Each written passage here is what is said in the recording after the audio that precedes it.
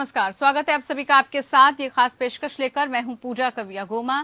कर्नाटक हिजाब विवाद में आतंकी संगठन अलकायदा भी कूद पड़ा है। दरअसल अलकायदा सरगना अल जवाहिरी ने वीडियो जारी कर कहा कि हिजाब विवाद पर दुनिया भर के मुसलमान उन लड़कियों का खुलकर सपोर्ट करें जो इसको पहनने के लिए लड़ रही हैं।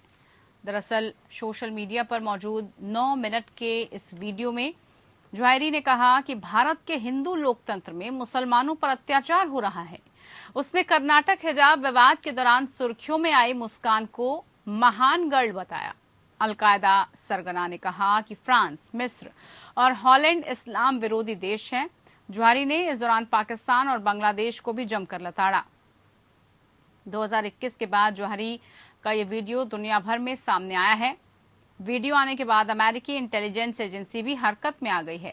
जवाहिरी अमेरिकी के 9/11 हमले के आरोपी है। जानकारी दे दें कि बीते कई दिनों से हिजाब विवाद कर्नाटक समेत भारत के कई राज्यों में छाया रहा था।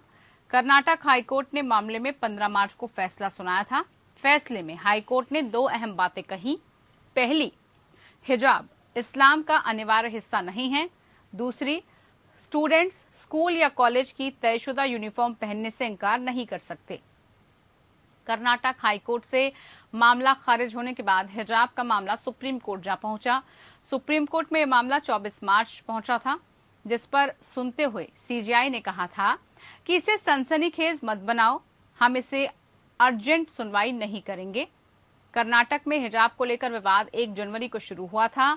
यहाँ उडुपी में 6 मुस्लिम छात्राओं को हिजाब पहनने के कारण कॉलेज में क्लासरूम में बैठने से रोक दिया गया था और इसी विवाद को लेकर पूरे देश भर में फिर विरोध हुआ और उस पर राजनीतिक बयान भी बहुत होने लगे। तो हिजाब को लेकर अब विवाद तो उठ रहा है। भारत में हमने देखा कि इसको लेकर अलग अलग प्रतिक्रियाएं सामने आई, लेकिन अलकायदा से इसका कनेक्शन क्या कह रहा है और किस तरह से इसको देखा जाए, इसी पर हमारी खास पेशकश है। खास मेहमान हमारे साथ जुड़ चुके हैं। हमारे साथ बीजेपी की तरफ से अनंत अमित जी जुड़ चुके हैं, बहुत स्वागत है कार्यक्रम में आपका। अरुण त्रिपाठी जी हमारे साथ कांग्रेस की तरफ से जुड़ चुके हैं, बहुत स्वागत है आपका त्रिपाठी जी कार्यक्रम में। दानिश कुरैशी जी हमारे साथ पॉलिटिकल एनालिस्ट के तौर पर जुड़े हैं। तीनों मेहमानों का बहुत स्वागत है। सबसे पहला सवाल दानिश जी आप ही से कार्यक्रम की शुरुआत करते हैं, क्योंकि काफी विवाद हिजाब को लेकर हुआ। मामला क्योंकि आपको पता है कोर्ट में जा पहुंचा और कोर्ट में अभी सुप्रीम कोर्ट में विचाराधीन है, लेकिन क्या लगता है इस तरह के पूरे मामले को, जो कि भारत का एक अंदरूनी मसला है, भारत के संविधान में अधिकार है कि आप अपनी आवाज उठा सकते हैं और उस पर फिर फैसला आ सकता है, लेकिन इस पर अलकायदा का जहर ये क्या कह रहा है? इस तरह से सपोर्ट करना, भारत में ये कहना कि मुसलमानों पर अत्याचार होता है, इस देश में जहां पर लोकतंत्र की आजादी है, सबको अपना धर्म अपनाने से लेकर बोलने तक का, अभिव्यक्ति तक का यहां पर आजादी मिलती है, उस देश के लिए अगर अलकायदा का सरगना ये कह रहा है तो किस तरह से आप इसे देखते हैं? तो हम भारत के नागरिक हैं और बाहर की किसी भी ताकत को इसमें इंटरवीन करने की ना तो जरूरत है ना कोई हैसियत है उनकी। ठीक है, कहीं ना कहीं मुझे लगता है कि इस देश में मोदी जैसी सरकार है जो इतनी कमजोर हो गई है कि जवाहिरी जैसे लोग बोलने लग गए हैं। सवाल ये है कि मामला हिजाब का सुप्रीम कोर्ट में है और हमारे मुल्क की टॉप कोर्ट जो है, जो फैसला करेगी वो भारत के हर नागरिक को मानना है और मानना ही पड़ेगा, और इसमें हमारा यकीन भी है। और इस तरीके की बयानबाजी करके वो अपनी सियासत जो भी करना चाहे वो उनके तक है, लेकिन भारत के लोग जो हैं वो हिजाब के पक्ष में है, उसमें कोई दो राय नहीं है, और उन्होंने अपना पक्ष हाई कोर्ट में और सुप्रीम कोर्ट में रखा है। और मुझे लगता है कि जवाहिरी को तो अपनी सोचनी चाहिए बजाय दूसरे मुल्कों की बात करने की। अनंत अमित जी, जिस तरह से अब पूरा वीडियो सामने आया है, जवाहिरी ने क्या संदेश देने की कोशिश की है? क्या भारत में इस तरह से इंटरफेयर करने के साथ ही वो भारत के युवाओं को बरगलाने की कोशिश कर रहा है, और सरकार का क्या स्टैंड है इस पर, क्योंकि अंदरूनी मसला है भारत का ये? देखिए पूजा जी, सर्वप्रथम तो मैं दानिश जी की कुछ बातों से असहमत हूँ। दानिश जी ने कहा कि मोदी जैसे कमजोर गवर्नमेंट है। मैं दानिश जी आपको बताना चाहता हूँ कि ये जवाहिरी जैसे अलकायदा के नेता जिस तरीके से बयान दे रहे हैं, भारत में इसका कोई फर्क नहीं पड़ने वाला है। भारतीय जनता पार्टी शुरू से ये कहती रही है कि कुछ बाहरी तत्वों के द्वारा, इंटरनेशनल शक्तियां जो भारत में आकर भारत को डिस्टर्ब करना चाह रही है, ये जवाहिरी जैसे आतंकवादियों के कहने से देश में कुछ नहीं होने वाला। मुस्कान खान जैसी लड़कियां जिस तरीके से आवाज उठा रही है, हिंदुस्तान में सैकड़ों लड़कियों ने आवाज उठाया, लेकिन उत्तर प्रदेश के चुनाव ने माननीय यशस्वी प्रधानमंत्री जी के, मोदी जी के नेतृत्व में जिस तरीके से चुनाव हुआ है। और मैं दानिश जी आपको बताना चाहता हूं कि आजादी के बाद पहली बार 135 करोड़ की आबादी में 70 करोड़ जो आबादी और महिलाओं की है, ये देन किसका है? माननीय मोदी जी का है।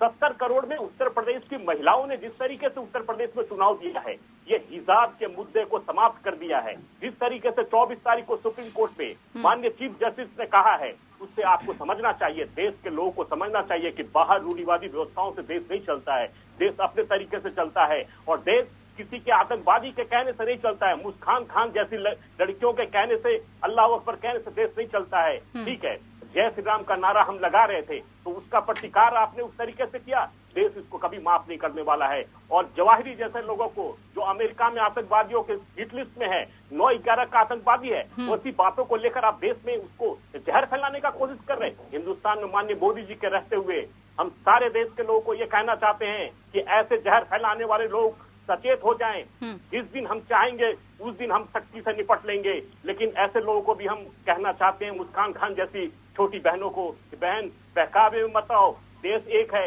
आज देश जिस तरीके से आगे बढ़ रहा है, सत्यों से लड़ रहा है, आप एकजुट होइए। आने वाला समय देश बताएगा कि मोदी जी ने कैसे काम किया है देश में। दानिश जी आपके पास आऊंगे, लेकिन उससे पहले अरुण त्रिपाठी जी, स्टूडेंट्स का विवाद था, विवाद इतना बड़ा कि सबने इस पर सियासत भी खूब की, चुनावों में भी इसको बड़ा भुनाने की कोशिश की गई और विवाद बढ़ते बढ़ते अब यहां तक पहुंच गया है कि जवाहिरी को इसमें इंटरफेयर करने की कोशिश करनी पड़ रही है। और वो कह रहे हैं कि जो उस लड़की ने किया उसके लिए वो कविता पढ़ रहे हैं, उसको कह रहे हैं कि बहादुर ब्रेव लड़की है वो। अब सोचिए कि भारत के नौजवान पर उसका असर कितना पड़ेगा, किस तरह से जो है आप इसको देखते हैं पूरे मामले को लेकर, और क्या ऐसे विवादों को इस तरह से तूल मिलनी चाहिए, उस तरह से उसको हवा मिलनी चाहिए? देखिए पूजा जी, पहली बात तो मैं ये बता दूं कि ये सबसे पहले उच्च न्यायालय के विचाराधीन ये चीजें हैं, तो इस पे ज्यादा टिप्पणी करना राजनीतिक पार्टियों को अच्छा नहीं लगेगा और न करना भी चाहिए, क्योंकि एक न्यायालय का अपना सम्मान होता है। दूसरी बात, अगर भारत की बेटी को कोई बहादुर कह रहा है तो इसमें कोई गुरेज नहीं होना चाहिए। भारत की बेटियां बहादुर हैं, बहादुर बहुत सारी बेटियां पैदा हुई। बहादुरी को बखान करने के लिए नहीं कह रहे अरुण जी, किसने कहा है ये तो आपको पता है ना। अरुण जी, बहादुर किसने कहा है, किस कॉन्टेक्स्ट में कहा है, वो तो आपको समझ आ रहा है। जौहरी कौन है ये तो आपको पता होगा, या आप उसका भी सपोर्ट कर रहे हैं? हमको नहीं पता जौहरी कौन है, आप लोग बता रही हैं। हम लोग इन सब विवादों में नहीं पड़ते ना, इन सब बातों को कोई सीरियस लेता है। देखिए, आप अगर बिना इंटरप्ट के बोलने देंगे तो ठीक है, इनको बीजेपी के मित्र को थोड़ा शांत कराइए। आऊंगी मैं आपके पास। क्या बोल रहे हैं अभी बीजेपी पे आपके? आनंद जी बोलने दीजिए, बात कंप्लीट करने दीजिए, बोलिए बोलिए अरुण जी। मत कराइए। देखिए, हम बड़े संयम से बात करते हैं तो थोड़ा सा धैर्यता रखिए। अभी इन्होंने कहा कि ये देश मोदी जी का है। अब मुझे समझ में नहीं आ रहा है कि 135 करोड़ की जो जनता है जिन्होंने मत देकर के मोदी को प्रधानमंत्री बनाया है, उस 135 करोड़ के लोगों का ये देश नहीं है, ये देश मोदी का है। और ये भारतीय जनता पार्टी के सो कॉल्ड स्पोक्समैन बैठे हैं आपके चैनल पे, वो कह रहे हैं। क्या ये भाषा उचित है, आपके चैनल पे बोलने लायक है? क्या आप इस बात से सहमत हैं कि 135 लोगों का ये देश नहीं है, अकेले नरेंद्र मोदी का ये देश? ठीक है, मुद्दे की बात कीजिए आप अरुण जी, मुद्दे की बात कीजिए, कितना सहमत है। देखिए, इतना समय नहीं होता मेरे पास डिबेट में कि मैं इस तरह के मुद्दों से हटकर आपसे बात करने लग जाऊं। अरुण जी, मुद्दे की बात कीजिए, इस पर आपकी क्या राय है, कितना आप समर्थन कर रहे हैं, ये मुझे बताइए एक एक करके। 135 करोड़ आबादी का देश है ये अकेले मोदी का देश नहीं है। आनंद जी, आऊंगी आपके पास। अरुण जी, सीधे से मेरे सवाल का जवाब दीजिए आप। कराना चाहती हैं अरुण जी, अभी क्षमा मांगे। ये एक व्यक्ति का देश नहीं हो सकता। आप संविधान नहीं पढ़ते, आप लोकतंत्र की हत्या करते हैं। आप संविधान पढ़िए, उसकी पहली लाइन क्या है? संविधान मत सबका है, हर व्यक्ति का है। संविधान की ज्ञान हमें भी है, हमें मत बताइए कुछ भी संविधान का ज्ञान। ठीक है, आप कुछ भी आपके प्रश्नों का जवाब मैं दूंगा। हम इसको अरुण जी एकदम सहन नहीं करेंगे। अरुण जी, आप क्षमा मांगिए। अरुण जी, मुझे आप ये बताइए, सब सभी धर्मों का है, सभी जातियों का। इसीलिए तो अरुण जी सवाल पूछा जा रहा है कि देश का मसला है ना, देश में रहना चाहिए। अगर कोई किसी को सपोर्ट कर रहा है तो भारत में भी तो उसका बखान हो सकता है। रोज पेट्रोल बढ़ाया जा रहा है, मैं इनको कह देता हूँ, ठीक कह रहे हैं, 135 करोड़ लोगों का देश है, बोल रहे हैं। क्या ये भारत का लोकतंत्र है? ये हमारा देश है, यही भारत का 135 संविधान करोड़ है लोगों का देश है। जो टीवी आगे चैनल पे बोलिए। बैठ करके कुछ भी बोले और एंकर में हो जाए, ये नहीं चाहती कि आप गलत बोल रहे हैं। पूजा जी, मैं कह रहा हूँ, ठीक है, अरुण जी कह रहे हैं, मैं कह रहा हूँ, अरुण जी, आप इसका स्पष्टीकरण पेट्रोल दीजिए। डीजल के क्या दामों आप को भी लेकर डर नहीं है ना डिबेट आप अभी भी सर, डर जिस नहीं पे है हैं, उसी चैनल पर हम पर बात करेंगे ना। देश का आप कह रहे हैं कि लोकतंत्र महानगढ़ जो बोला गया है वो अलकायदा की आप सरगना आप की तरफ से, तो आप बहुत ये अच्छी बात है। ये बड़ा गर्व की बात है, हम सबको गर्व होना चाहिए भारत के हर नागरिक को। कैसी बात कर रहे हैं सर, कैसी बात कर रहे हैं आप? गर्व होना चाहिए कह रहे हैं आप। ये कांग्रेस का बयान है, दानिश आपका बयान ठीक है, ठीक है। भाई ये कांग्रेस आनंद जी आएंगे आपके पास, लौटेंगे आपके पास, प्रतिक्रिया सबसे लेंगे। दानिश जी बीच में जरा इंटरप्ट कीजिए और बताइए, क्या आप इस बात को लेकर जो कहा है अभी उन्होंने कि ठीक है भारत की जो बेटी है उसकी वाहवाही हो रही है, चाहे किसी भी कॉन्टेक्स्ट में हो, किसी भी जबान से हो, वो होनी चाहिए, उसका सपोर्ट करते हैं क्या? किसी भी धर्म की बेटी का देखिए पूजा जी, मैं आपको एक बात बताऊं। सबसे पहली बात तो आनंद जी ने अभी जो आनंद बात जी कही, किससे हो रहा है वो सवाल है ना, तारीफ कौन कर रहा है और किस मकसद से कर रहा है? क्या आप उनके मकसद को नहीं समझते?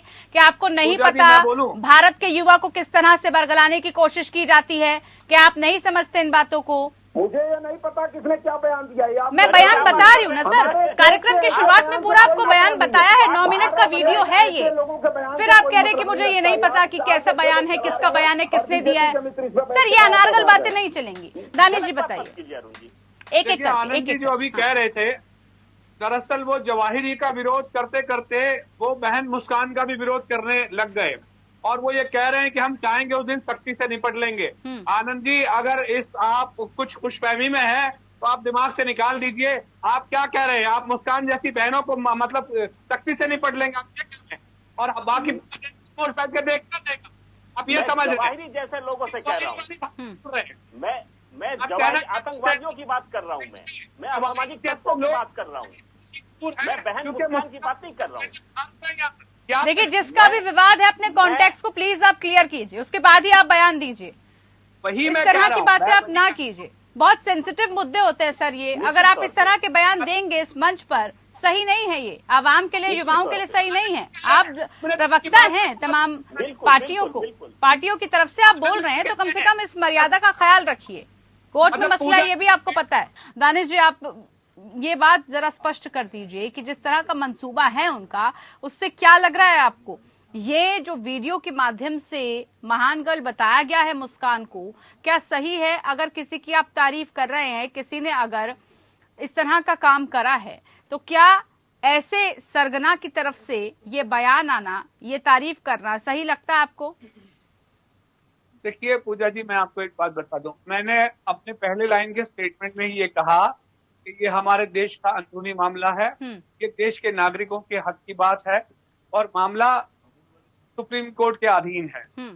उसका फैसला जो कुछ भी रहेगा वो इस देश के तमाम नागरिकों को शिरोमान्य है, इसमें कोई दो राय नहीं है।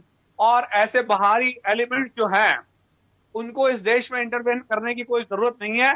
मुस्कान जैसी बेटियां बहादुर है, ऐसे जवाहिरी जैसे कमजोर लोगों के कहने से ना उसकी बहादुरी में कोई कमी आने वाली है, ना उसमें कोई इजाफा होने वाला है। हाँ, अगर उनके जैसे की तरफ नजर उठाएंगे, मुझे लगता है कि मुस्कान जैसी बेटियां ही सबसे आगे होगी उनसे लोहा लेने में। लेकिन आनंद जी जैसे लोगों को यह समझना पड़ेगा कि ये देश सबका है, ऐसा अरुण जी कह रहे थे। ये तो इनके भरा हुआ कि देश का नहीं है, जागीर नहीं है। ये 135 करोड़ लोग से ही भारत है। भारत भले ही 5 शब्दों का लेकिन ये पूरे 135 जब इकट्ठा होता है तब भारत है। इसमें सबकी अपनी अपनी हिस्सेदारी है, हर व्यक्ति का एक अपना रोल है, हर नागरिक का एक अपना रोल है। और उसको जब आप प्रॉब्लम क्रिएट करेंगे ना, कट्टरपंथी ताकत सामने आती है, उसका मामला हमारे देश की तरफ इस तरह का कोई रहती तो उसके मुखालिफ पूरा देश एक साथ के खड़ा है और करे। आनंद जी क्या प्रतिक्रिया? आ रही थी, लेकिन मैं आप लोग दोनों लोगों के बाद से मैं ये कह रहा हूँ कि मैं ये नहीं कह रहा हूँ कि आप लोगों ने गलत इंटरप्ट किया कि ये मोदी जी का देश है। ये देश भारत देश है, 135 करोड़ जनता का देश है। ये मैं भी कह रहा हूँ, आप लोगों ने पता नहीं हमारी बात को कैसे आप लोगों ने लिया। मैं पुनः कह रहा हूँ कि ये देश भारत देश है, 135 करोड़ जनता का देश है, ये किसी एक व्यक्ति का देश नहीं है। मैं भी कह रहा हूँ, जहां तक ये कह रहे थे कि आप डिबेट किस विषय पे हो रहा है कि एक अलकायदा का एक आतंकवादी हमारे देश की बेटी की तारीफ पे कविता पढ़ रहा है और हमारे कांग्रेस के मित्र उसकी तारीफ कर रहे हैं। मुद्दा यह है कि क्या बाहरी शक्तियां हमारे देश में सक्रिय होकर हमारे देश को छत करना चाह रही है, हमारे देश को। जी अनर्गल बात से नहीं, हम किसी की तारीफ नहीं कर रहे। आप नहीं, आपने कहा है, आपने कहा था, इसीलिए मैं कह रहा हूँ, आप दोबारा से सुनिएगा आप, ठीक है ना, ये भेजते हैं ना, ये दोबारा से लिंक खोल के देखिएगा, आपको पता चलेगा आपने क्या कहा। जरूर जरूर, मैं जो बोलता हूँ याद ये है कि जिस तरीके से हमारे देश में आपने देखा होगा कि पिछले 3-4 महीने से लगातार हिजाब को लेकर पूरे देश में एक माहौल बनाया गया। कर्नाटका हाईकोर्ट ने उसको खारिज किया, फिर सुप्रीम कोर्ट में आया। आपने भी अभी प्रोमो में दिखाया कि 24 तारीख को कोर्ट में क्या हुआ। क्योंकि मामला निश्चित तौर पर कोर्ट के अधीन है, तो हम भी उस तरह से टिप्पणी नहीं करना चाहते हैं, लेकिन जब न्यायालय का जब आदेश आएगा तो उसके बाद हम लोग चर्चा करेंगे, तो हम भी बताएंगे इसमें क्या फैक्ट था नहीं था। लेकिन आज जिस तरीके से जवाहिरी जैसे आतंकवादी ने हमारे देश की बेटी को उकसाने का काम किया है, तो निश्चित तौर पर देश के लिए खतरा है। हमें इसको समझना पड़ेगा। हमें देश की छोटी बड़ी बहनों को, भाइयों को ये समझना पड़ेगा कि आतंकवादियों के बहकावे में उसके प्रशंसा करने से हमें फायदा नहीं होने वाला है। हमें देश को एकजुट कैसे चलना है। हमारा देश जो आगे बढ़ रहा है, जो गति से आगे बढ़ रहा है, उस गति को कैसे आगे बढ़ाना है। मैं जवाब देना चाहूंगा आनंद जी को। बोलिए दानिश जी। आनंद जी, ये देश एकजुट दिल्ली में आप मटन की दुकानें बंद करा के करेंगे, ये देश में आप करौली जैसे दंगे करा के एकता बढ़ाएंगे। कौन दंगा करा रहा है? कौन दंगा करा रहा है? कौन दंगा करा रहा है? आप एकता करा रहा है? एक भारतीय जनता पार्टी के प्रदेश में दंगे की बात कीजिए, जहाँ पे भारतीय जनता पार्टी की सरकार हो, उस प्रदेश में दंगा हुआ हो, एक प्रदेश का नाम बता दीजिए। नवरात्रा है, दानिश जी, एक प्रदेश का नाम बताइए जिसमें भारतीय जनता पार्टी की सरकार है और उस प्रदेश में दंगे हुए हो। एक प्रदेश का नाम बताइए, एक प्रदेश का नाम बताइए। चलो ठीक है, एक प्रदेश का नाम बताइए। दानिश जी, एक प्रदेश का नाम बताइए। ठीक है, अरुण जी से जवाब लेंगे। गलत बात नहीं। ठीक है, ये हिजाब का जो मामला है ना, कर्नाटक से उठा है और कर्नाटक में भारतीय जनता पार्टी की सरकार है। ये छोड़िए राजनीति जो सब बात। निश्चित तौर पे आगे बोलिए अरुण जी,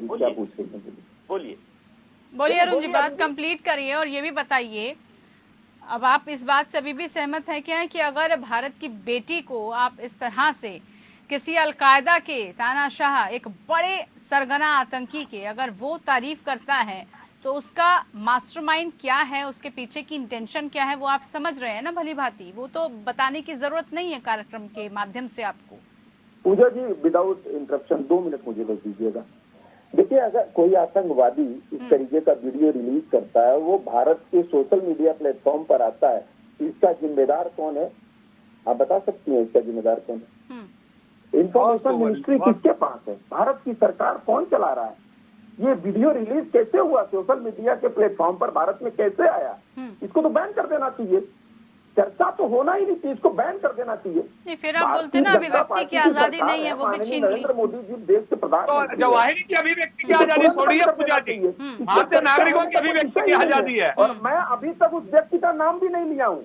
हमारे मित्र बीजेपी के बोल रहे थे, आप तारीफ कर रहे हैं, मैं तो नाम भी नहीं लेना चाहता। ऐसे आतंकवादियों का जो भारत देश के लिए हित ना सोचे, मैं उनका नाम भी नहीं लेना चाहता, क्योंकि आतंकवादियों से नुकसान किसको कितना हुआ है हमें पता है। हमारे पार्टी के 2 बड़े नेता आतंकवादी हमला में मारे गए, हमें पता है। ये लोग क्या बोलेंगे? ये लोग तो बस सियासी रोटी सेकते हैं। आखिरकार वीडियो कैसे आया भारत में? क्यों नहीं बैन कर देते? भारत की सरकार सक्षम नहीं है वीडियो बैन करने में। आपको क्या लगता है ये वीडियो रिलीज कैसे हुआ? ठीक है, प्रश्न ये होता है, प्रश्न ये नहीं होता है कि कौन किसका फेवर कर रहा है। भारत देश में हर व्यक्ति फेवर करता है। जब प्यास लगती है ना, तो हिंदू और मुसलमान नहीं पूछता। जब खून की जरूरत पड़ती कोरोना काल में, ऑक्सीजन की जरूरत पड़ती, तो हिंदू मुसलमान कोई नहीं पूछता। तब वहाँ पर सब एक साथ खड़े हो जाते हैं। और ये माननीय नरेंद्र मोदी जी का मंत्र है। आपको मैं बता दूं, हमारे भारतीय जनता पार्टी के मित्र को ये बात नहीं पता होगी। पूछ लेते हैं उनसे। आनंद जी, जिस तरह की वीडियो या जिस तरह के भी भाषण आते हैं, ये इससे अगर कोई भी युवा इन्फ्लुएंस हो तो वो रोकने की या अपने देश में तमाम युवाओं के साथ साथ सभी को सुरक्षा प्रदान करने की, और वो इस तरह की वीडियो से इन्फ्लुएंस ना हो, क्योंकि ये कोई पहला नहीं है। जाकिर नाइक की वीडियोस हम देखते हैं, कितने खुलासे उसको लेकर होते हैं। तो इस तरह का एक्शन लिया जाना चाहिए ना, कि कम से कम हमारा। पूजा जी आपने प्रश्न बहुत सही किया है। निश्चित तौर पे सरकार इस पे काम कर रही है, लेकिन सोशल मीडिया प्लेटफॉर्म पे इस तरह के वीडियो जब आ जाते हैं, आने के बाद ही पता चलता है, तो सरकार काम कर रही है। जम्मू कश्मीर में आपने नेट बंद कर रखा था 2 साल। लेकिन अरुण जी ये कह रहे थे कि हमारे पार्टी के 2 बड़े नेता की हत्या हुई आतंकवादियों के द्वारा। पूजा जी हम तो ये कह रहे हैं कि हमारे लाखों लोगों की हत्या हुई आतंकवादियों के द्वारा। हम चिंतित इस बात से हैं, और जवाहिरी जैसे आतंकवादियों से के जवाब हम देना जानते हैं। निश्चित तौर पे सरकार इस पे काम कर रही है। आपको पूजा जी देखने को मिलेगा बहुत जल्दी। ये वीडियो आया है, थोड़ी देर पहले आया है, आप देखिएगा, इस पे काम कर रहे हैं हम। निश्चित तौर पे इसका जवाब देंगे। दानिश जी फटाफट देश को युवाओं को गुमराह करना फाइनल कमेंट। पूजा जी मुझे एक चीज समझ नहीं आता, भारतीय जनता पार्टी के हर प्रवक्ता ये कहते हैं सरकार काम कर रही है, 80 पैसे प्रतिदिन बढ़ रहे हैं। अरुण जी, दानिश जी फटाफट बात रोज हो रहा है, काम कर रही है। कौन सा काम कर रही है भाई?